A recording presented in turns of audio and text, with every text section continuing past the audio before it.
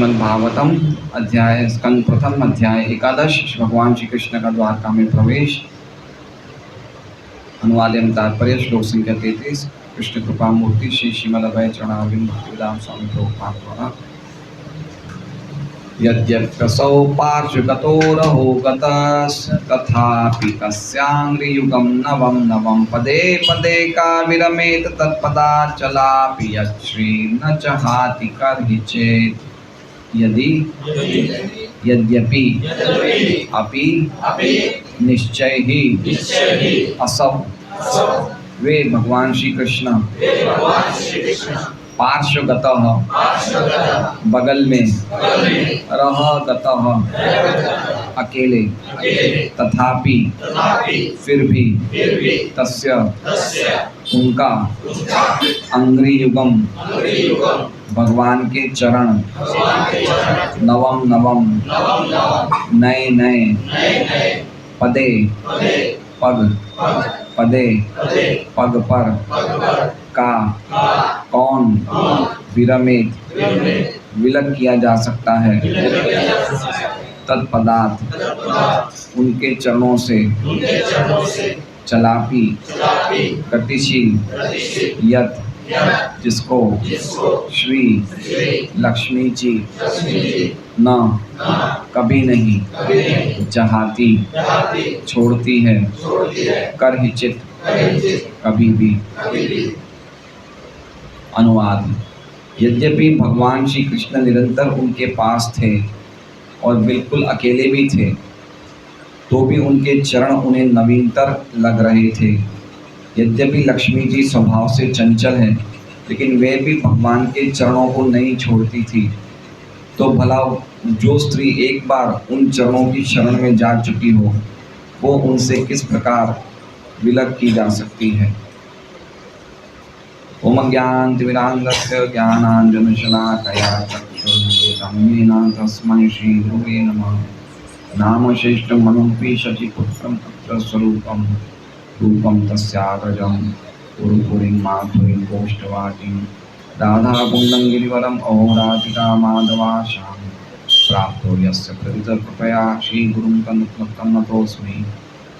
वन्देऽहं श्रीगुरोः श्रीयुतः पदकमलं श्रीगुरुं वैष्णवांश्च श्रीरूपं साग्रजातं सैगणमधुनाथान्वितं तं सजीवं साद्वैतं सावधूतं परिजनसहितं कृष्णचैतन्यदेवं श्रीराधाकृष्णपादां सैगणललिता श्रीशाखान्वितांश्च। गुरु वैष्णव भगवान तीने स्मर हर विघ्न विनाशनाय सहाय निजवांचित पूर्ण। हरे कृष्णा कृष्णा कृष्णा हरे हरे हरे राम राम राम हरे हरे। सभी भक्तों का स्वागत है भागवतम क्लास में। कल के श्लोक में हमने सुना कि किस प्रकार द्वारका की रानियों ने भगवान श्री कृष्ण से दुरंत भावा दुर्लंघ्य उत्कंठा के कारण आलिंगन किया।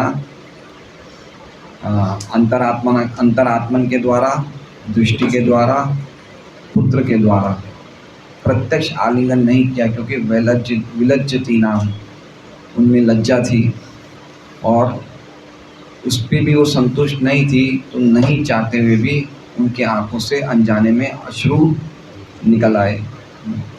हे भृगुवर्य, हे शौनक ऋषि, तो यह आश्चर्य की बात है। तो शौनक ऋषि यहाँ पे प्रश्न पूछ सकते हैं कि यद्यपि द्वारका की रानियाँ हमेशा भगवान के साथ रहती थी, फिर भी उनमें इतनी उत्कंठा क्यों थी? उनको देखने की, उनको आलिंगन करने की इतनी उत्कंठा क्यों थी? तो उसके जवाब में ये श्लोक है, आज का श्लोक। यद्यप्यसौ पार्श्वगतो रहुगतस्। यद्यपि मतलब यद्यपि, असौ मतलब वो मतलब जिनके लिए रानियाँ जिनके लिए सब कुछ थी, मतलब कौन? कृष्ण। यद्यपि असौ पार्श्वगतो, पार्श्व मतलब हमेशा उनके निकट रहते थे। पार्श्व मतलब पास में, पास में स्थित थे। कौन स्थित थे? भगवान स्थित थे। किनके पास में? रानी के पास। हमेशा उनके पास में स्थित थे। और पास में स्थित नहीं थे, रहो गतस। रहो मतलब एकांत में, मतलब अकेले में। पास में तो थे ही थे, लेकिन अकेले में भी थे, मतलब उनके अलावा और कोई नहीं होता था। तथापि फिर भी, और हमेशा रहे हैं। हमेशा रहे मतलब भगवान द्वारका से महलों से बाहर जाते थे, फिर भी एक अपने रूप में वो महलों में ही रहते थे। तो ऐसा भी नहीं कि कभी उन्होंने छोड़ा, हमेशा भगवान रानियों के साथ रहे, अकेले रहे। लेकिन उसके बाद भी, तथापि फिर भी, तथापि का अर्थ है फिर भी, तस्य, तस्य मतलब भगवान श्री कृष्ण, अंग्री मतलब उनके चरण कमल, युगम मतलब दोनों, उनके दोनों चरण कमल, नवम नवम मतलब नए नए लगते थे। कैसे लगते थे? तो कह रहे हैं पदे पदे, हर पग पर, हर पद पे नए लगते थे। क्या लगते थे? चरण कमल। चरण कमल का अर्थ कहने का तात्पर्य खाली चरण कमल ही नहीं, उनका स्वरूप, उनके मतलब उनके शरीर का कोई भी हिस्सा, या उनकी वाणी, या उनके शब्द, उनके व्यक्तित्व से संबंधित, उनका नाम, उनका रूप, उनकी गुण, उनकी लीलाएं, सभी कुछ उनको हर पग पे नहीं लगती थी। समझ रहे हैं आप बात को? पदम पदम नवम नवम। उसके विपरीत भौतिक जगत में पदम पदम जूना जूना, नवम नवम पुराना पुराना। ठीक है? तो हर पद पे भौतिक जगत में चीज़ें पुरानी लगने लग जाती है। जैसे मान लीजिए कि आज आप एक गस्सा खाओगे रोटी सब्जी का, तो आपको बहुत अच्छा लगेगा। दूसरा खाओगे, अच्छा लगेगा। तीसरा चौथा, धीरे धीरे धीरे उसका टेस्ट कम हो जाएगा, आपको कम लगने लग जाएगा। लेकिन भगवान के लिए कैसा हो रहा था? हर रोज़ नया लग रहा था। मतलब आज नया लगा, कल और ज़्यादा, परसों और ज़्यादा, ऐसे लग रहा था। ठीक है? तो हम देख सकते हैं चीज़, अगर हम हरे कृष्ण महामंत्र बोलते तो आज हमें टेस्ट से ज़्यादा अगले दिन टेस्ट आता है। अगर हम निरपराध पूर्वक हरे कृष्ण महामंत्र करेंगे तो हमें रोज़ नया टेस्ट आएगा, रोज़ नया टेस्ट आएगा, और टेस्ट बढ़ेगा, है ना? गीता जी भगवान की कब से चली आ रही है? इस समाज में 5000 साल से तो भगवान ने अर्जुन को कहा है। मनुष्य समाज में तो 20,05,000 साल से है, और वैसे तो 12 करोड़ साल पहले भगवान ने सूर्यदेव को कहा था। तो 5000 साल से भी हम देखते हैं कितनी लोग गीता जी रोज़ पढ़ रहे हैं, रोज़ श्लोक कंठस्थ कर रहे हैं, लेकिन फिर भी उनको नया कुछ जानने को मिलता है ना? गांधी जी भी कुछ बोलते हैं कि जब भी मैं गीता जी पढ़ता हूँ तो मुझे कुछ नया जानने को मिलता है। ऐसा गांधी जी ने एक कोटेशन है। तो कहने का तात्पर्य कि भगवान से संबंधित हर चीज़ हर पग पे एवर फ्रेश, बिल्कुल नई लगती है, बिल्कुल नई, और नई और नई नई। तो इस प्रकार से उनके जो चरण कमल हैं, रानियों को हर पग पे नए लगते थे। का विरमेत, का मतलब कौन, कौन स्त्री, का मतलब कौन स्त्री, विरमेत छोड़ेगी, तत्पदार्थ, तत् मतलब उनके, पदार्थ मतलब चरण कमल, चलापी, चलापी मतलब चंचल, यच जो, श्रीर, श्रीर मतलब लक्ष्मी, न जहाती करहिचित, जब लक्ष्मी इतनी चंचल है, वो भगवान के चरण कमल कभी नहीं छोड़ती, तो कौन स्त्री भगवान के चरण कमल छोड़ सकती है? समझ रहे हैं बात को? जब लक्ष्मी जी इतनी चंचल है, वो एक जगह कहीं भी रुकती नहीं है, वो भगवान के चरण कमलों को नहीं छोड़ सकती है, तो कौन स्त्री भगवान के चरण कमलों को छोड़ सकती है? ये अर्थ समझ में आया? तो इसका अर्थ ये हुआ कि इस भौतिक जगत में सभी स्त्रियां भगवान के चरण कमल को नहीं छोड़ रही है। सभी स्त्रियां भगवान के चरण कमल के आश्रय में हैं? नहीं है ना? तो इसमें कैसे लिखा है कि अगर लक्ष्मी जी नहीं छोड़ सकती तो कौन स्त्री छोड़ सकती है? इसमें लिखा है ना ऐसा? देखिए अनुवाद में क्या लिखा है, जो स्त्री एक बार उन चरण की शरण में गई हो वो नहीं छोड़ सकती है ना? प्रभुपाद जी ने क्लियर किया अनुवाद में। कौन स्त्री मतलब सभी स्त्रियां नहीं, लेकिन जिसने भी एक बार भगवान के चरणों की शरण ले ली है, वो भगवान के चरण नहीं छोड़ेगी, कभी नहीं छोड़ेगी। हो सकता है कुछ समय के लिए वो भक्ति नहीं करे, कुछ भी नहीं करे, लेकिन वो छोड़ नहीं सकती है भगवान के चरण कमलों से वापस वो, या भगवान की सेवा से वापस वो आकर्षित हो जाएगी। तो हम एक बार अनुवाद वापस पढ़ते हैं। यद्यपि भगवान श्री कृष्ण निरंतर उनके पास थे, निरंतर उनके पास थे का अर्थ हो गया पार्श्वगत, और बिल्कुल अकेले में थे, इसका अर्थ हो गया रहोगत। तो भी उनके चरण उन्हें नवीनतर लग रहे थे, अंग्री युगम नवम नवम। यद्यपि लक्ष्मी जी स्वभाव से चंचल है, चलापी यच्छ्रीर, लेकिन वे भी भगवान के चरणों को नहीं छोड़ती, न जहाती कर हिचित। तो भला जो स्त्री एक बार उन चरणों की शरण में जा चुकी हो, वो उनसे किस प्रकार विलग की जा सकती है। का विरमित, का विरमित मतलब कौन स्त्री छोड़ सकती है। तो ये श्लोक है आज का। ऐसा श्लोक हमने 2-3 श्लोक पहले भी पढ़ा था, याद है कौन सा? नित्यम निरीक्ष्यमाणानाम, याद है? नित्यम निरीक्ष्यमाणानाम यद्यपि द्वारकोकसाम न वित्रप्यन्ति हीदृशा श्रियो धामांगम अच्युतम। याद है? नित्यम निरीक्ष्यमाणानाम यद्यपि द्वारकोकसाम न वित्रप्यन्ति हीदृशा श्रियो धामम अंगम अच्युतम। तो उसका भी अर्थ यही है कि भगवान को नित्य देख रहे हैं, लेकिन फिर भी वो तृप्त नहीं हो रहे हैं, क्योंकि भगवान ही सभी श्री के धाम हैं। तो उस प्रकार का ये श्लोक है। श्रीधर स्वामी क्या बोल रहे हैं श्लोक में? पार्श्वगत मतलब समीप में रहना, पास में रहना, और उसमें भी रहगत मतलब समीप में रहने के बावजूद भी एकांत में रहना। एकांत में रहते थे और समीप में रहते थे, फिर भी पदे पदे प्रति क्षण नवा नवा, हर क्षण नए नए लगते थे। ठीक है, समझ रहे हैं बात को?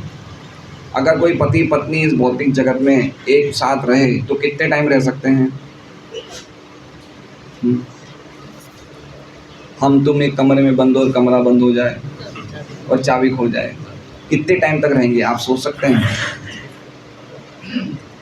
एक ना एक दिन पत्नी बोली देगी कि कब तक घर में बैठे रहो, कुछ बाहर काम धंधा तो करो।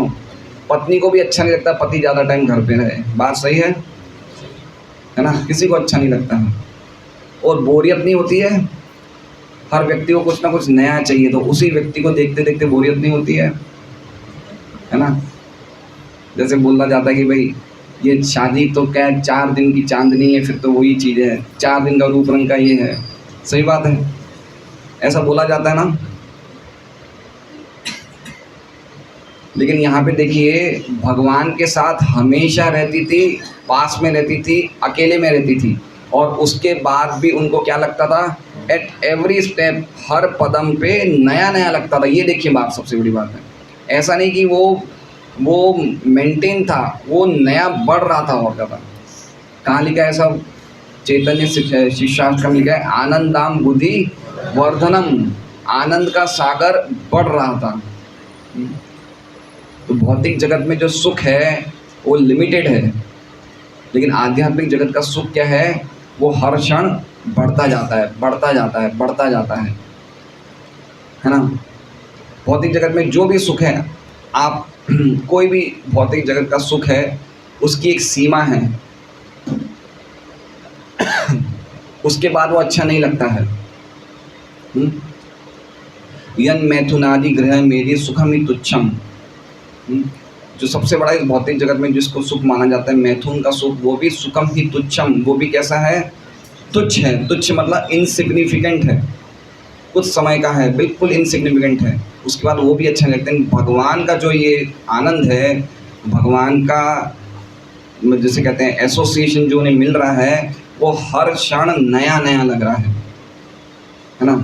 और एक बात और है, एक प्रभुपाद जी एक जगह बहुत लिखते हैं, इसमें हिंदी में आपने क्या पढ़ा होगा मुझे पता नहीं, इंग्लिश में बहुत बार ऐसा शब्द लिखते हैं, फेमिलियरिटी ब्रीड्स कंटेम्प्ट। पढ़ा ये शब्द? Familiarity breeds contempt. मतलब क्या होता है कि जब हम कोई बड़े व्यक्ति के साथ बहुत टाइम तक, लंबे समय तक साथ में रहते हैं, तो हमारे मन में जो उसके लिए आदर होता है वो ख़त्म हो जाता है। फैमिलियरिटी मतलब है वो व्यक्ति बड़ा, लेकिन हम क्या लगता है ये तो हमारे जैसा ही है। ब्रीड्स मतलब जन्म देता है, कंटेम्प्ट को मतलब अपराध को। तो इसको पता नहीं क्या प्रभुपाद बहुत जगह लिखते हैं ये, अगर आप पढ़ेंगे बुक्स तो इसका मतलब ये हुआ कि भगवान के साथ वो इतने टाइम से रह रहे थे तो उनमें भी अपराध की भावना आनी चाहिए, लेकिन ऐसा बिल्कुल नहीं था। उनको भगवान का संग हमेशा नया लग रहा था। इसलिए गुरु गुरु के गुरु गुरु गुरु महाराज जो होते हैं, गुरु होते हैं, गुरुदेव होते हैं, वो ज़्यादा दिन हमारे साथ अगर रुकते हैं तो हमारे मन में भी अपराध की भावना आ जाती है ना, कि भाई ये तो हमारे जैसे ही हैं, हमारे जैसे खा रहे हैं, पी रहे हैं, बाथरूम जा रहे हैं। या फिर भगवान के शिव विग्रहों के पास बहुत पास में हम रहते हैं, है ना, बहुत पास में, अगर शिव विग्रह की मूर्तियों के पास बहुत पास में हम रहते हैं, बिल्कुल पास में, तो भी हमें अपराध की भावना होती है, तो हमारे जैसे ही है ना। इसलिए ध्यान रखना चाहिए। लेकिन इसमें बिल्कुल विपरीत हो रहा है, इसमें भगवान से बोर नहीं हो रहे हैं और ऊपर से उनको और आनंद आ रहा है। तो श्रीधर स्वामी ने ये कहा, यहाँ पे कैमुत्य न्याय का प्रदर्शन है कि कौन सी स्त्री तृप्त हो सकती है। मतलब जब लक्ष्मी जी तृप्त नहीं हुई तो और कौन सी स्त्री तृप्त हो सकती है ना। हमने देखा कैमुत्य न्याय मतलब अगर हाथी डूब सकता है गंगा जी में तो हम तो कौन है ना। तो इस तरह से अगर लक्ष्मी जी तृप्त नहीं होगी, लक्ष्मी जी जो इतनी चंचल है वो भी भगवान के चरणों को नहीं छोड़ती, तो कौन सी स्त्री भगवान के चरणों को छोड़ सकती है। तो ये श्लोक, ये श्रीधर स्वामी की टीका है। विश्वनाथ चक्रवर्ती ठाकुर कहते हैं, हर क्षण का अर्थ है पदे पदे। हर क्षण भगवान के चरण कमल उनको नए नए लग रहे थे। जो लक्ष्मी जी स्वभाव से चंचल है, जो पूरी सौंदर्य की मूर्तिमान स्वरूपा है, वो उन चरणों को हमेशा ताज़ा देखती है। तो और किसी का तो कहना ही क्या, तो कौन व्यक्ति भगवान के चरण कमलों को छोड़ सकता है। प्रभुपाद जी का तात्पर्य बहुत ही अद्भुत है।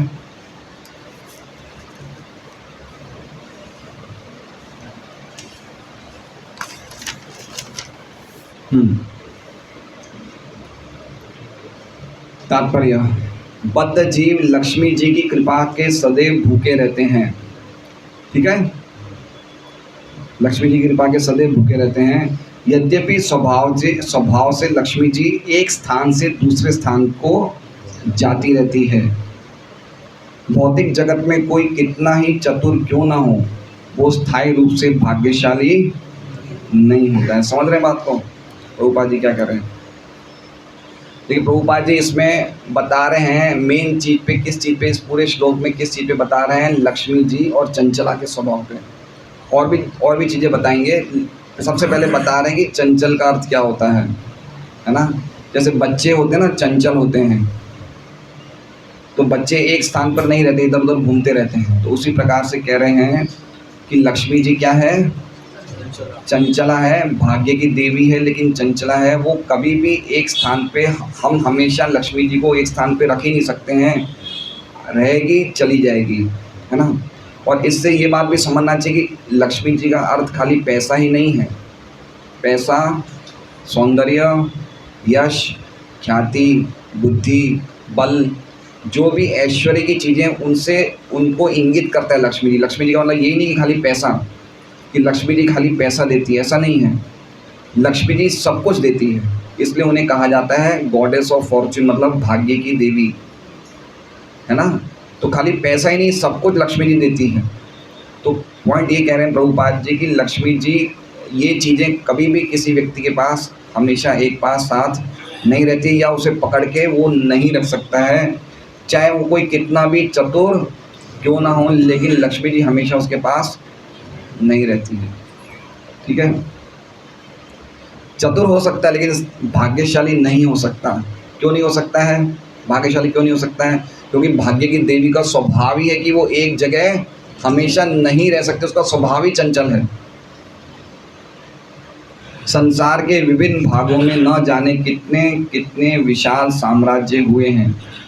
संसार में न जाने कितने शक्तिशाली राजा हुए हैं और ना जाने कितने भाग्यशाली पुरुष हो चुके हैं, लेकिन क्रमशः उन सबका क्षय हुआ है। समझ रहे हैं? आपको ये ब्रांड्स नाम है, ब्रांड्स के नाम याद है? फिएट, एम्बेसडर, है ना, गाड़ियाँ थी। अभी कोई याद करता है इन्हें? क्षय हो गया ना। नोकिया फोन्स, है ना, कितनी चीज़ें हैं जो क्षय हो गई है ना। पहले HMT की घड़ियाँ चलती थी, फेमस थी। कोई भी चीज़ नहीं बची है। कोई बहुत सुंदर स्त्री होगी, उसका सौंदर्य चला जाएगा। कोई बहुत धनवान व्यक्ति होगा, उसका धन हमेशा उसके पास नहीं रहेगा।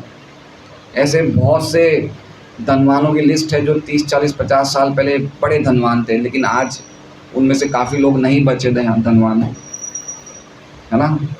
सिंघानिया जी हैं, JK सीमेंट, उनका भारत में चौथे नंबर पे धनवानों में नंबर आता था, और आज उनके बेटे ने उनको उनकी जायदाद से बेदखल कर दिया, है ना। इतने बड़े रेमंड्स, जिनकी शूटिंग रेमंड्स उनकी है,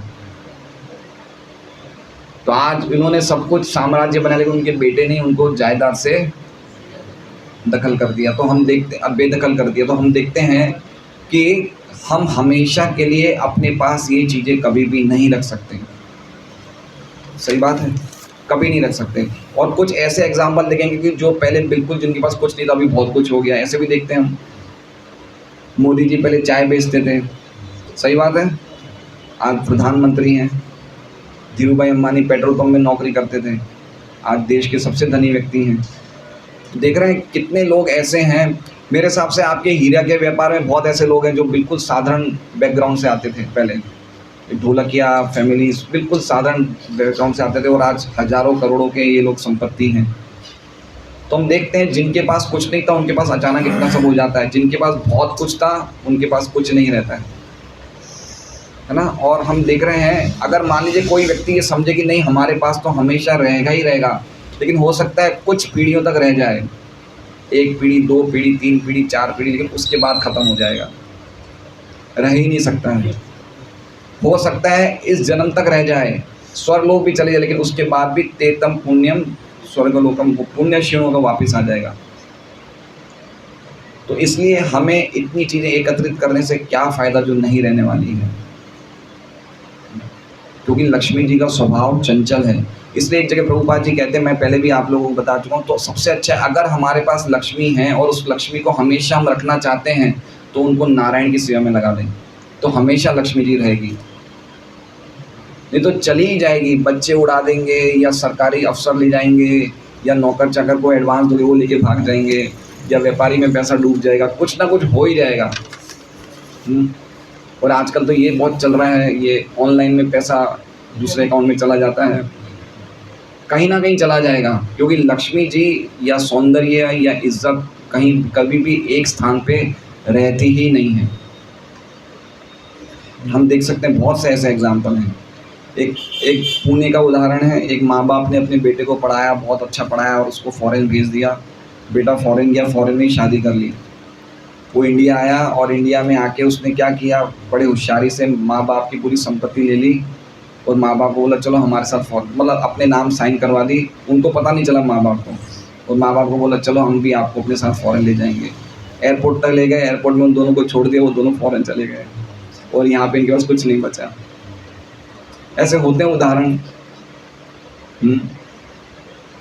तो ऐसे ऐसे केसेस हैं, हम देख सकते हैं इस भौतिक जगत में। कोई भी चीज़, बड़े बड़े राजा हुए, राजा परीक्षित, है ना, यदुवंशी हुए, यदुवंशी से स्ट्रॉन्ग दुनिया में कौन होगा। और यद्यपि वो चले गए, वो तो भगवान की इच्छा से गए, लेकिन अल्टीमेटली बताना ये चाह रहे हैं कि कोई भी चीज़ भौतिक जगत में, आपका धन संपत्ति शक्ति जो कुछ भी है, ज़्यादा टाइम आपके साथ नहीं रह सकती है, क्योंकि लक्ष्मी जी का स्वभाव क्या है, चंचला है, वो रह ही नहीं सकती एक जगह। रावण का उदाहरण है, देखिए रावण ने क्या चाहा, लक्ष्मी को चाहा, सीता जी को चाहा, राम को नहीं चाहा। तो वही लक्ष्मी जो भाग्य की देवी थी, वो 11वां स्कंद है माता जी, आ सकता है? 11वां स्कंद का पहला वॉल्यूम ले आइए ना। तो वही भाग्य की देवी रावण के लिए क्या हो गई? दुर्भाग्य की देवी हो गई। इसलिए लक्ष्मी को हम प्राप्त करना चाहेंगे इलीगल वे से तो हमारा सर्वनाश हो जाएगा। As for example Ravan. Legal way से प्राप्त करना चाहेंगे, अगर हम लीगल वे से भी प्राप्त करेंगे तो भी वो नहीं रहेगी। चाहे इलीगल वे से आप एक्वायर करिए, चाहे लीगल वे से एक्वायर करिए। लाइए, इसमें निकालना थोड़ा मुश्किल लगेगा मुझे। 11/8 11/3/19 निकाल दीजिए ना।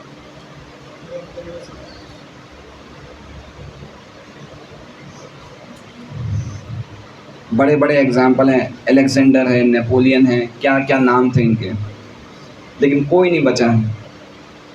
इसलिए बताया जाता है कि हम लोगों को समझना चाहिए कि भौतिक जगत का स्वभाव जो है अनित्य है।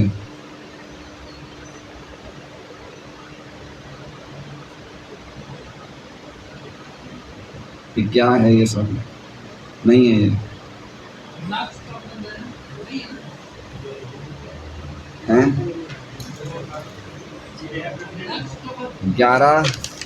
11/3/19 हाँ आ गया, ठीक है। अब 11/8/15 भी निकाल के रखिए। देखिए अब ध्यान से सुनिए, 11वें स्कंद में 3रा अध्याय में 15वां श्लोक, संपत्ति दुख का अविच्छिन्न स्रोत है, इसे अर्जित करना सर्वाधिक कठिन है और एक तरह से ये आत्मा के लिए मृत्यु स्वरूप है। भला अपनी संपत्ति से किसी को कौन सा लाभ मिलता है? इसी तरह कोई अपनी इस संपत्ति से तथाकथित घर, संतान, संबंधीगण तथा घरेलू पशुओं से स्थायी सुख कैसे प्राप्त कर सकता है, जो उसकी कठिन कमाई से पालित पोषित होती है। इसमें लिखा है कि संपत्ति सभी दुखों का जो सोर्स है वो क्या है? संपत्ति एकत्रित करना है। इसे अर्जित करना भी कठिन है और ये आत्मा के लिए क्या बताया है? मृत्यु स्वरूप है। और भला अपनी संपत्ति से किसी को कौन सा लाभ मिलता है, और जिस संपत्ति से हमने अपने घर, संतान, संबंधीगण एकत्रित किए वो भी हमें स्थायी सुख नहीं दे सकते हैं। ये 11वें स्कंद का है। और एक वो दीजिए 11/8/19। बहुत सारी इसमें इस अध्याय में संपत्ति के जो दुर्गुण हैं वो बताए हैं। 11/8/15 लोभी व्यक्ति बहुत संघर्ष तथा कष्ट से प्रचुर मात्रा में धन एकत्र करता है, किंतु इस धन को एकत्र करने वाले व्यक्ति को इसका भोग करने या अन्यों को दान हमेशा करने नहीं दिया जाता है। लोभी व्यक्ति उस मधुमक्खी के समान है जो प्रचुर मात्रा में शहद उत्पन्न करने के लिए संघर्ष करती है, किंतु इसे उस व्यक्ति द्वारा चुरा लिया जाता है जो या तो स्वयं इसका भोग करता है या अन्य को बेच देता है। चाहे कोई कितनी सावधानी के साथ अपनी कठिन कमाई को क्यों ना छिपाए या उसकी रक्षा करने का प्रयास करे, किंतु मूल्यवान वस्तुओं का पता लगाने वाले पटु लोग उसे चुरा ही। अब देखिए क्या बात लिखा है, पटु लोग। पटु मतलब कुछ ऐसे एक्सपर्ट लोग होते हैं कि आप चाहे कितना भी संभाल के रखोगे आपका धन चला ही जाएगा। एक्सपर्ट होते हैं, बहुत एक्सपर्ट होते हैं। और अभी तो हम देख रहे हैं हर एक चीज़ ऑनलाइन हो रही है ना। हम लोग नहीं रख सकते अपने, कैसे ना कैसे धन को ले लिया जाएगा। तो इसलिए प्रभुपाद जी इस चीज़ पे जोर दे रहे हैं कि ये प्रकृति का नियम है कि हर चीज़ का भाग्यशाली पुरुष हो चाहे कुछ भी हो, उनका क्रमशः उन सबका क्षय हुआ है। अब देखिए आगे प्रभुपाद जी अब क्या लिख रहे हैं। ये तो बताई है भौतिक जगत की लक्ष्मी जी की स्थिति। अब आगे क्या लिख रहे हैं, लेकिन आध्यात्मिकता में स्थिति भिन्न होती है। समझ में, आध्यात्मिकता में स्थिति भिन्न होती है मतलब प्रभुपाद जी कहना चाहते हैं कि आध्यात्मिक जगत में चीज़ें उल्टी सही है और भौतिक जगत में उल्टी है। तो भौतिक जगत में जो लक्ष्मी जी सदैव चंचल है, आध्यात्मिक जगत में वही लक्ष्मी जी सदैव अचल है। समझ रहे हैं? चंचल मतलब यहाँ पे एक जगह नहीं रहती है, लेकिन आध्यात्मिक जगत में लक्ष्मी जी हमेशा भगवान के चरणों से हटती ही नहीं है। तो लक्ष्मी जी के दो एस्पेक्ट्स हैं, दो फेजेस हैं। भौतिक जगत में क्या है, भाग्य की लक्ष्मी है, चंचल है। लेकिन आध्यात्मिक जगत में भाग्य की देवी नहीं है। आध्यात्मिक जगत में भगवान की आह्लादनी शक्ति है, और जो भगवान के चरणों को कभी नहीं छोड़ती है। इसलिए आध्यात्मिक जगत में अचल है और भौतिक जगत में चंचल है। ये प्रभुपाद जी कितनी इंपॉर्टेंट बात की, आध्यात्मिकता में स्थिति भिन्न होती है। तो हर चीज़ आध्यात्मिकता में स्थिति अलग होती है, यहाँ पे अलग होती है। समझ रहे हैं? हर चीज़ कहाँ से निकली है, आध्यात्मिक जगत से निकली है। तो यहाँ जो कुछ भी हम देख रहे हैं वो सब कुछ आध्यात्मिक जगत में भी है, लेकिन आध्यात्मिक जगत में वो प्योरिटी में होती है, यहाँ पे इम्प्योरिटी में होती है। ठीक है? जैसे स्त्री पुरुष का आकर्षण, ये भी आध्यात्मिक जगत में है ना? वहाँ भी मैथुन जीवन है, सेक्स लाइफ है, लेकिन वो आदि रस है। और यहाँ पे जो काम जीवन है वो क्या है, वो गंदगी है। वो समझ रहे हैं बात को? वहाँ पे पराय स्त्री और पुरुष का संबंध सबसे ऊंचा माना जाता है। भगवान कृष्ण का गोपियों के साथ संबंध है वो सबसे ऊंचा है, लेकिन भौतिक जगत में पराय स्त्री और पुरुष का संबंध क्या है, बिल्कुल घटिया माना जाता है। समझ रहे हैं बात को? तो उसी प्रकार से बता रहे हैं कि आध्यात्मिक जगत में जो लक्ष्मी जी है वो हमेशा अचल है, लेकिन भौतिक जगत में वही लक्ष्मी जी क्या बन जाती है, भाग्य की देवी बन जाती है, और वो एक जगह नहीं टिकती। लेकिन आध्यात्मिकता में स्थिति भिन्न होती है। ब्रह्म संहिता के अनुसार भगवान की सेवा में सैकड़ों हजारों लक्ष्मियां अत्यंत विनम्रता पूर्वक लगी रहती है। वे भगवान के साथ सदैव एकांत में होती है, तो भी भगवान का सानिध्य नित्य नित्य इतना नवीन लगता है कि वे क्षण भर के लिए भी भगवान को नहीं छोड़ पाती, यद्यपि वे स्वभाव से चंचल है और इधर उधर विचरण करती रहती है। तो एक भगवान के जो 64 गुण हैं उसमें एक गुण है नित्य नूतन। नित्य नूतन मतलब वो हमेशा नए रहते हैं, एवर फ्रेश। एवर फ्रेश मतलब जैसे लक्ष्मियाँ भगवान के चरणों की सेवा कर रही है, तो अगर उन्होंने आज सेवा करी है और कल करेंगे तो उनको ऐसा नहीं लगेगा कि कल तो हमने करी थी। एवर फ्रेश का मतलब समझ रहे हैं? उनको लग रहा है अरे भगवान के चरण, मतलब उनको हमेशा नया ही लगता है। एवर फ्रेश का मतलब हम इसको अपने दिमाग में फिट नहीं कर सकते। एवर फ्रेश का अर्थ क्या होता है, मतलब उन्हें हमेशा नहीं नया ही लगता है कि अरे हमारे चरण की, तो ऐसा रोज़ उन्हें नया नया लगता है। उन्हें ऐसा नहीं लगता भी कल तो हमने सेवा करी थी, आज क्यों करें। ऐसी भावना उनके मन में आती ही नहीं है। ठीक है? भगवान के साथ आध्यात्मिक संबंध इतना जीवंत होता है कि एक बार उनकी शरण में आ जाने पर भगवान का संग नहीं छोड़ा जा सकता है। आध्यात्मिक संबंध इतना जीवंत होता है, इतना जीवन मतलब भगवान की सेवा इतनी आनंद से भरी भी होती है कि अगर हम भगवान की सेवा में लगे तो हमें मतलब मन ही नहीं करेगा कि भगवान की सेवा में हम छोड़ें, है ना? इतना सेवा में इतना आनंद आता है। चाहे बुक डिस्ट्रीब्यूशन ले लो, चाहे नगर संकीर्तन ले लो, चाहे मंदिर में सेवा ले लो, कोई प्रकार की हम जो भी भगवान की सेवा में, चाहे नाम जप की सेवा, चाहे भागवत की सेवा में, हमें लगेगा कि अब और आज करें और आज करें। हमें कभी भी उससे तृप्ति नहीं मिलेगी और हमें ऐसा लगेगा कुछ रह गया है, कुछ रह गया है। अगर हमें ऐसी भावना नहीं आ रही है, इसका मतलब समझना चाहिए कि हमारी भक्ति में कुछ ना कुछ फॉल्ट है, चाहे अपराध हो रहे हैं, चाहे कुछ हो रहा है। समझ रहे? तो भक्ति का स्वभाव ही है कि हमें नया लगता है सब कुछ।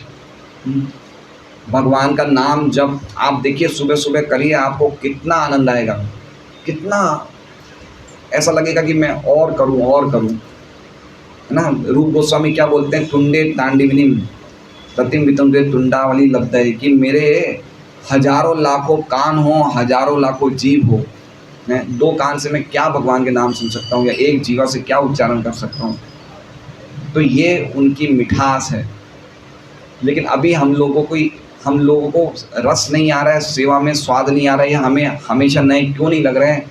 क्योंकि हमारी ये जड़ता के कारण हम इतने ज़्यादा बद्ध हैं कि हमें ये चीज़ों को हम आस्वादन नहीं कर पा रहे हैं।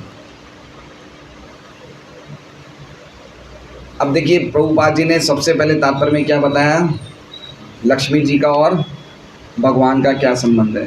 अब इस पैराग्राफ में क्या बता रहे हैं कि तो फिर हमारा भगवान से क्या संबंध है ना? हमारा भगवान से क्या संबंध है? तो प्रभुपाद जी बता रहे हैं सारे जीव स्वभाव से स्त्रैण हैं। स्त्रैण मतलब समझ रहे हैं? स्वभाव से स्त्री, वो स्त्रियां हैं, स्त्रियां फेमिनाइन बाई नेचर स्त्रैण हैं। तो ये हमारा ओरिजिनल स्वरूप, ये हमारा बहुत आध्यात्मिक जगत में ओरिजिनल स्वरूप है। क्या है कि हम प्रकृति हैं, हम स्वभाव से स्त्रियां हैं, हम सभी स्त्रियां हैं, हम पुरुष, हम सभी स्त्रियां हैं। मानते हैं इस बात को? हाँ, भोग्या हैं, लेकिन स्त्रियां ही भोग्या होती हैं, ठीक है? तो हम सभी स्त्रियां हैं। बात प्रभुपाद जी कह रहे हैं सारे जीव स्वभाव से स्त्रैण हैं। कहीं पे प्रूफ है इस चीज़ का? कहीं गीता भागवत में सब प्रूफ है कि हम लोग स्त्रियां हैं? नहीं, वो ठीक है, वो श्लोक तो, लेकिन उसमें ऐसा क्या बताया कि हम लोग स्त्रियां हैं?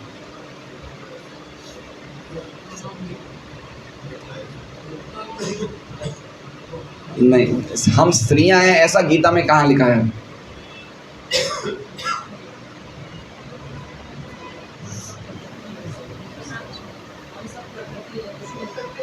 हम सब हैं अपरेयम इतस्तन्याम प्रकृतिम विद्धि में परम जीव भूतम महाबाहो येदम धार्यते जगत, है ना? भगवान ने कहा है कि ये जो जीव भूत है ये सब मेरी प्रकृति है। प्रकृति मतलब स्त्री है। दो प्रकार की स्त्रियां बताई है गीता जी में, 7.4 में बताई है। एक हल्की प्रकार की स्त्री, वो क्या है? भूमि आपो अनलो वायु खम मनो बुद्धिरेव च अहंकार इत्ययं में भिन्ना प्रकृति अष्टधा। ये भी मेरी प्रकृति है, लेकिन ये इन्फीरियर क्वालिटी की है। और 7.5 में सुपीरियर क्वालिटी की प्रकृति बता रहे हैं। अपरेयम इतस्तुन्याम प्रकृतिम विद्धि में पराम जीवभूतम महाबाहो येदम धार्यते जगत। जो मेरी एक और परा प्रकृति है वो कौन है? जीवभूतम। परा मतलब सुपीरियर और परा मतलब इन्फीरियर। तो इन्फीरियर प्रकृति क्यों है भौतिक जगत? ये हल्की प्रकृति, दो स्त्रियां हैं, दो क्वालिटी की स्त्रियां हैं, एक हल्की स्त्रियां, एक अच्छी स्त्रियां, ऊंची स्त्रियां। अपरा प्रकृति, परा प्रकृति। तो अपरा को हल्का क्यों कहा गया है? अपरा को हल्का क्यों गया? अपरा प्रकृति मतलब समझ गए कौन है? भूमि, जल, अग्नि, वायु, आकाश। ये इनको हल्का क्यों कहा है? क्योंकि ये चेतनशील नहीं है, इसलिए ये हल्की है ना? इनमें कॉन्शियसनेस नहीं है। और परा में क्या सुपीरियर क्यों कहा गया? क्योंकि इनमें चेतना है, वो इन चीज़ों को चलाता है। परा प्रकृति किनको चलाते हैं? अपरा प्रकृति। तो हम सब कौन है? प्रकृतियां हैं, हम सब स्त्रियां हैं। वही चीज़ प्रभुपाद जी कह रहे हैं कि ओरिजिनली हमारा नेचर क्या है? हम स्त्री हैं। जैसे ओरिजिनली लक्ष्मी जी कौन है? भगवान की आराधनीय शक्ति, लेकिन भौतिक जगत में भाग्य की देवी है। उसी प्रकार से ओरिजिनली हम सब प्रकृति हैं, लेकिन भौतिक जगत में हम क्या मानते हैं अपने को? पुरुष। भौतिक जगत में हम तो मानते ही मानते हैं पुरुष। स्त्रियां भी अपने आप को क्या मानती है? पुरुष। वो भी अपने आप को भोक्ता मानती है। स्त्रियां भी अपने आप को भोक्ता मानती है ना? और पुरुष भी अपने आप को भोक्ता मानते हैं। तो जैसे भौतिक जगत में लक्ष्मी जी का स्वभाव बदल गया, चंचल हो गई, उसी तरह से हमारा स्वभाव भौतिक जगत में प्रकृति के बदले क्या हो गया? पुरुष हो गया। कितना डीप तात्पर्य है प्रभुपाद जी का। तो आगे कह रहे हैं पुरुष या भोक्ता तो भगवान हैं और उनकी विभिन्न शक्तियों की सारी अभिव्यक्तियां भी स्त्रैण हैं। विभिन्न शक्तियां मतलब भगवान की विभिन्न शक्तियां हैं। परास्य शक्तिर विविधेव श्रूयते। भगवान की सभी जितनी भी शक्तियां हैं वो सब स्त्रियां हैं। स्त्रैण मतलब फेमिनाइन, स्त्रियां हैं। जितनी भी शक्तियां हैं सब स्त्रियां हैं। एकमात्र पुरुष कौन है? भगवान। भगवत गीता में जीवों को परा प्रकृति अर्थात उच्चतर शक्ति की उपाधि से दी गई है। भौतिक तत्व और परा प्रकृति या निकृष्ट शक्ति, ये अभी हमने समझा। भौतिक तत्व क्या है? अपरा परा समझ रहे हैं इतना? परा मतलब सुपीरियर, अपरा मतलब इन्फीरियर। हम लोग कौन सी प्रकृति में हैं? परा में। परा मतलब ऊंची प्रकृति में। क्यों ऊंची प्रकृति में है? कि जितनी भी चेतन जड़ चीज़ें उनको हम ऑपरेट करते हैं, वो अपने आप नहीं चल सकती हैं। चाहे बुलेट ट्रेन हो, चाहे कोई भी चीज़ हो, कोई भी जड़ तत्व है, वो अपने आप नहीं चल सकता, उसे कौन चला रहा है? हम चला रहे हैं। इसलिए हम ऊंची शक्तियां हैं भगवान की, और ये सब भौतिक तत्व है वो नीची शक्तियां। इतनी बात समझ रहे हैं हम लोग? ऐसी शक्तियां भोक्ता की तुष्टि के लिए व्यवहार में लाई जाती है। अब देखिए प्रभुपाद जी क्या लिख रहे हैं इसमें, कि अब हम भौतिक जगत में अपने अलग स्वरूप में हैं, तो अब भौतिक जगत में हम भगवान की कैसे सेवा करें? तो कह रहे हैं ऐसी शक्तियां भोक्ता की तुष्टि के लिए व्यवहार में लाई जाती है। तो जो भी हमारे पास शक्तियां हैं, जड़ शक्ति, उनको भगवान की सेवा में लगा दी जाए। ठीक है, भौतिक जगत में ऐसी सेवा होगी हमारे साथ, क्योंकि हमारे पास सभी कुछ जड़ है ना? पैसा है या शक्ति है या शरीर है या गाड़ी है या पेट्रोल है, जब कुछ भी है, इन शक्तियों, ये भी शक्तियाँ हैं और हम भी शक्ति हैं। दोनों शक्तियाँ कब खुश होंगी? जब शक्तिमान की सेवा में लगेगी। अभी क्या कर रहे हैं? अभी हम उल्टा काम कर रहे हैं। अभी हम सुखी क्यों नहीं हैं? क्योंकि शक्ति ही शक्ति को भोगना चाहता है। समझ रहे हैं? पुरुष भी शक्ति है, स्त्री भी शक्ति है, दोनों एक दूसरे को भोगना चाहते हैं। या पैसा भी शक्ति है, हम भी शक्ति हैं, हम पैसे को भोगना चाहते हैं। समझ रहे हैं बात को? प्रॉब्लम कहाँ आ रही है? आत्मेंद्रिय प्रीति वांछा तारे बलि काम। हम खुद ही अपनी इच्छा के लिए जो काम कर रहे हैं वो काम है, वो प्रेम नहीं है। तो इसलिए हम सुखी हो ही नहीं सकते हैं। सुखी कब होंगे? जब पुरुष की सेवा में लगेगी, तो ही तो प्रकृति खुश होगी। तो इसलिए हम सुखी नहीं। तो प्रभुपाद जी लिख रहे हैं कि ऐसी शक्तियाँ जब भगवान की तुष्टि के लिए लगा दी जाए तो काम सही हो जाता है। जैसा कि भगवद गीता 5.29 में कहा गया है, परम भोक्ता तो स्वयं भगवान है। अतएव जब शक्तियों को सीधे भगवान की सेवा में लगाया जाता है तो उन्हें असली रूप प्राप्त होता है, और तब शक्ति तथा शक्तिमान में कोई अंतर, समझ रहे हैं? शक्ति और शक्तिमान एक हो जाते हैं। एक हो जाते मतलब ऐसा नहीं कि वो एक हो गए। शक्ति और शक्तिमान एक हो जाते मतलब वो अपने स्वरूप में स्थित हो गए। ठीक है, जैसे प्रभुपाद जी उदाहरण देते हैं तात्पर्य में गीता जी के, कि हरा तोता हरे पेड़ में प्रवेश कर जाता। तो इसका मतलब ये नहीं कि हरा तोता पेड़ से एक हो गया, वो पेड़ के अंदर जाके खेलता है, कूदता है, जो भी करता है। तो उसी प्रकार से शक्ति और शक्तिमान एक हो गए, मतलब बिना शक्तिमान के गुणों को प्राप्त किए हम उनकी सेवा नहीं कर सकते हैं। आप समझे? शक्तिमान के गुण क्या है वो हमें प्राप्त किए बिना। शक्तिमान के गुण क्या है? सच्चिदानंद।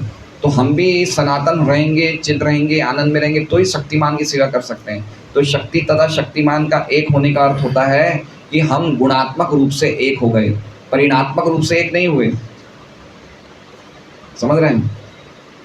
क्वांटिटी से एक नहीं हुए, क्वालिटी से एक हो गए। शक्ति तथा शक्तिमान एक होने का अर्थ ये है। सामान्यतया, अब ये चीज़ दो उदाहरण दिए प्रभुपाद जी ने। एक तो किसका दिया? लक्ष्मी जी की भगवान से संबंध। दूसरा किसका दिया? जीवों का भगवान से संबंध। अब तीसरे पैराग्राफ में क्या बता रहे हैं कि कैसे हम सुखी रहेंगे, वो बता रहे हैं सामान्यतया किसी नौकरी में लगे लोग सदैव राज्य या सरकार के परम भोक्ता के अधीन कोई पद चाहते हैं। समझ रहे हैं बात को? जैसे कोई व्यक्ति को अगर सरकारी नौकरी मिल जाए तो क्या सोचेगा? बड़ी जोरदार नौकरी है, इससे बढ़कर कोई नौकरी नहीं है, सब कुछ आराम से मिलता है। सरकारी नौकरी की बहुत बड़ी कीमत है, अब कोई सामान्य चीज़ नहीं है।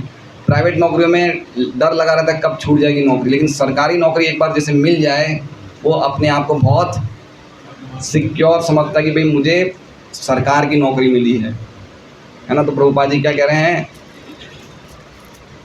कि सदैव जो भी व्यक्ति नौकरी में लगता है उसे सदैव राज्य या सरकार के नौकरी के पद की इच्छा रहती है। अब आगे बता रहे हैं, चूंकि भगवान इस ब्रह्मांड के भीतर या बाहर की प्रत्येक वस्तु के परम भोक्ता है, अतः उनकी सेवा में लगना हर्ष का विषय है। मतलब परम सरकार किसकी है? भगवान की। असली सरकार किसकी है?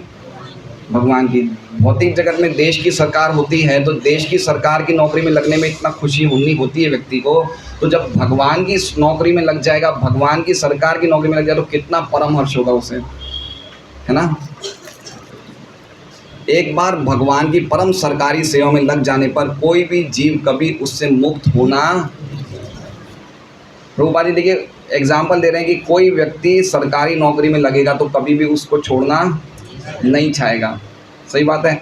हमारे भक्तों में एक है ऐसा भक्त है जिसने छोड़ दी सरकारी नौकरी भगवान की परम सरकारी नौकरी को ज्वाइन करने के लिए लेकिन ज़्यादातर क्या होता है कि जनरल उदाहरण ये है कि अगर किसी को सरकारी नौकरी मिल जाए तो कभी भी छोड़ना नहीं चाहेगा। तो फिर प्रभुपाद जी कह रहे हैं अगर परम सरकार की नौकरी मिल जाए तो फिर कौन क्यों छोड़ेगा।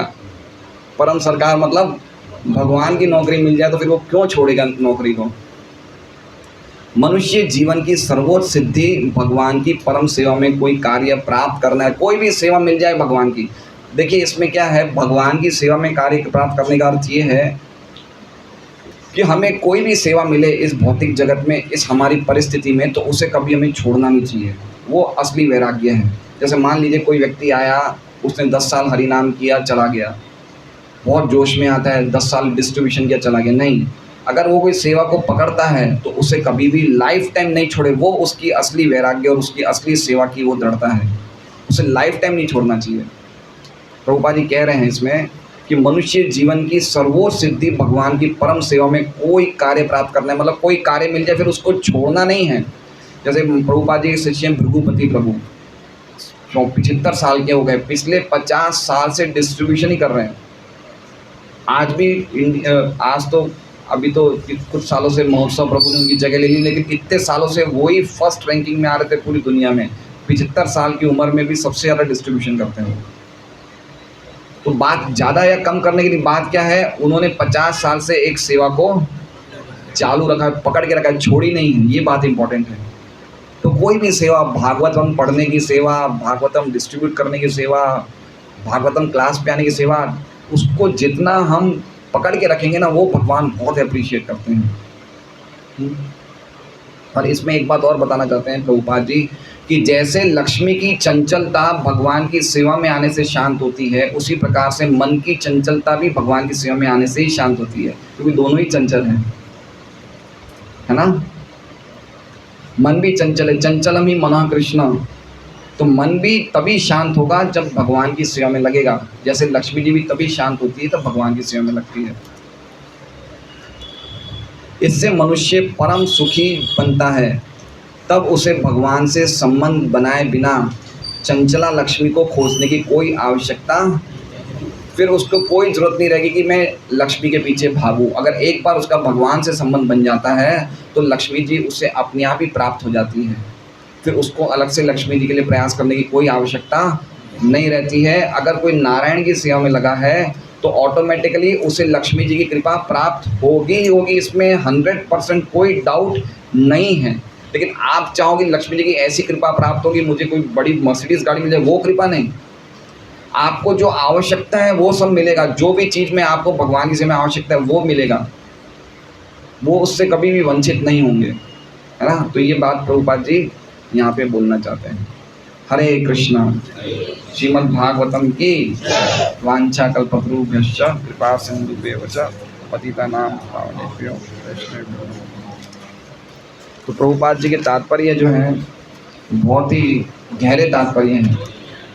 यद्यपि इन तात्पर्यों में आचार्यों ने कोई विशेष टीका नहीं दी है, लेकिन प्रभुपाद जी ने कितना गहरा अर्थ निकाला है। लक्ष्मी जी 2 प्रकार की है, एक आध्यात्मिक जगत में, एक भौतिक जगत में।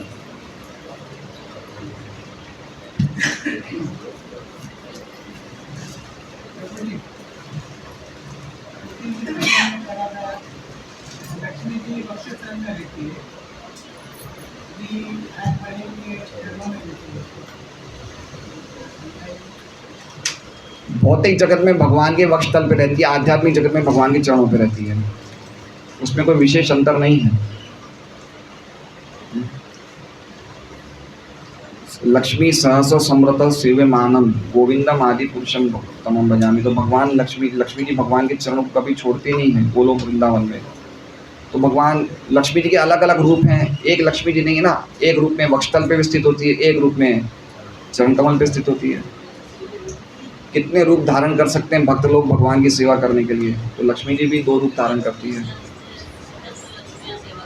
हाँ, हजारों लक्ष्मियाँ भगवान की सेवा में लगी है।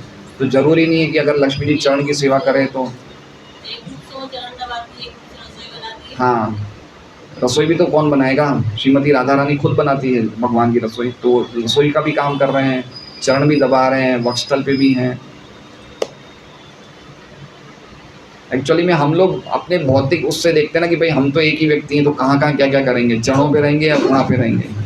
तो हमारा भी इतना वो नहीं है कि हम लोग उस एंगल से देखें कि लक्ष्मी जी क्या नहीं कर सकती है।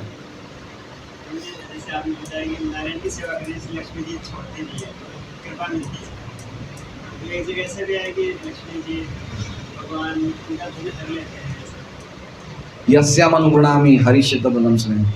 हाँ, जो व्यक्ति भगवान की सेवा में लगना चाहता है लेकिन वो लक्ष्मी को भगवान की सेवा में नहीं लगा रहा है, तो उसका धन हर लेते हैं, है ना। इसलिए बहुत इम्पोर्टेंट, इससे बहुत इम्पोर्टेंट ये हमें शिक्षा मिलती है कि पैसे को भगवान की सेवा में लगाना ही चाहिए। ये हमारे ये गृहस्थों के लिए बहुत इम्पोर्टेंट शिक्षा है कि हमें लक्ष्मी को अगर हम नहीं लगाएंगे तो चंचल बनी रहेगी, उसको अचल बनाने के लिए भगवान की सेवा में लगा देना चाहिए। बहुत इम्पोर्टेंट बात है ये।